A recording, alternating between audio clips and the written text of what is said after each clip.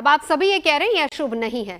अब स्वामी यतीन्द्र गिरी जी महाराज, अब आपके पास आते हुए चर्चा इसलिए हो रही है स्वामी जी, क्योंकि 2020 में आकाशीय बिजली गिरी थी और उसके बाद ये कहा जाता है कि कोरोना आया था यहीं पर इसी ध्वज पर, उसके बाद कहा जाता है कोरोना आया था, इसलिए लोगों के बीच में ये चर्चा का विषय बना हुआ है। हालांकि आप सभी जो लोग हैं आप बता रहे हैं कि ऐसी कोई अनहोनी नहीं है। वान्या जी कह रही है एक नई शुरुआत के तौर पर हम इसको देख सकते हैं। कुछ लोगों का ये मानना है कि आपदा टल गई, लेकिन एक चर्चा इसको 2020 की आकाशीय बिजली गिरने से भी जोड़कर लोग देख रहे हैं। इस पर क्या कहेंगे स्वामी जी? देखिए, आकाशीय बिजली गिरी तो वो अपने आप में ही ये महसूस करा देती है कि कुछ गड़बड़ होने वाला है। लेकिन ये घटना कहीं ना कहीं मैं इसको जो देख रहा हूँ कि दुनिया के अंदर जिसको हम सनातन धर्म कहते हैं, ये प्राकृतिक प्रकृति के साथ पैदा हुआ धर्म है। और से सनातन ऐसा लग रहा है कि सनातन फिर से वो दुनिया में उभर रहा है, दुनिया उसको स्वीकार कर रही है। कहीं ना कहीं ये मानवता का, मनुष्यता का धर्म है। तो ये शुभ संकेत मेरे को लगता है कि अब आने वाला समय दुनिया के अंदर कहीं ना कहीं भगवान के द्वारा, प्रकृति के द्वारा जो बनाया हुआ सनातन धर्म है, उसी की ध्वजा अब पूरे विश्व में फैलेगी। और विश्व के अंदर जो ये नफरत का माहौल है, आतंक का माहौल है, ये जो माहौल है जिसको हम, क्योंकि जहां देवता है तो वह राक्षस भी है, जो राक्षसी वृत्ति है वो कहीं ना कहीं मिटेगी। तो ये एक संकेत मेरे को लग रहा है जो प्रकृति ने और ये गरुड़ जी ने आकर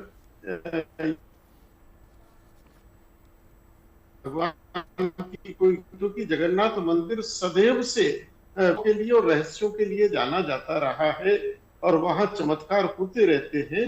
तो मुझे लगता है कहीं ना कहीं सनातन की ध्वजा अब पूरे विश्व में फहरेगी, ऐसा मुझे इससे एक संकेत जो आभास लग रहा है। तो मैं अपनी बात कह रहा हूं कि मुझे ये अनुभव हो रहा है।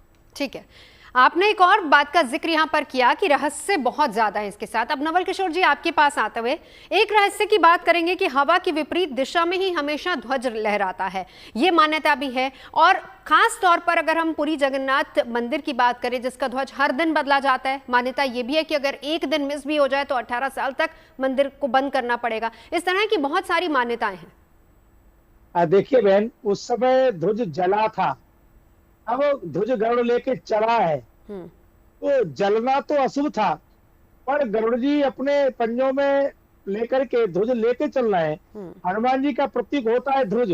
मुझे लगता है कि हनुमान और गरुड़ जी दोनों भगवान के वाहन और सेवक हैं, तो ये शुभ संकेत है।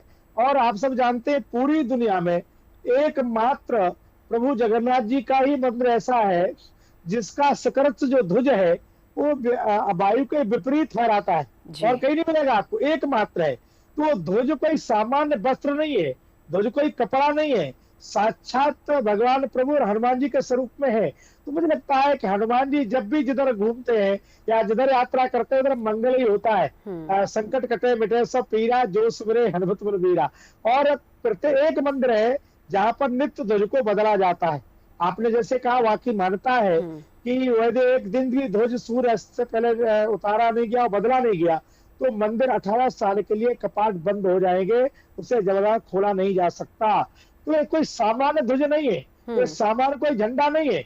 इसलिए मुझे लगता है, प्रसन्नता के साथ मैं व्यक्त करना चाहता हूँ कि भगवान कुछ और अच्छा कराना चाहते हैं। जिस प्रकार से हिंदू समाज को जातवाद, क्षेत्रवाद में बांटने का चक्र रचा जा रहा था, ये एक प्रतीक मिला है। पूरा हिंदू समाज, पूरा सनातन, जो सनातन को नहीं मानते हैं वो भी सनातन को आत्मसात करेंगे और पूरा मानव समाज को एक नई जाति, नई जागृति, नई चेतना, नई मानवता की प्रेरणा प्राप्त होगी। मुझे ऐसा लगता है, ऐसा शुभ संकेत है। ठीक है, एक नई बिगनिंग की बात है।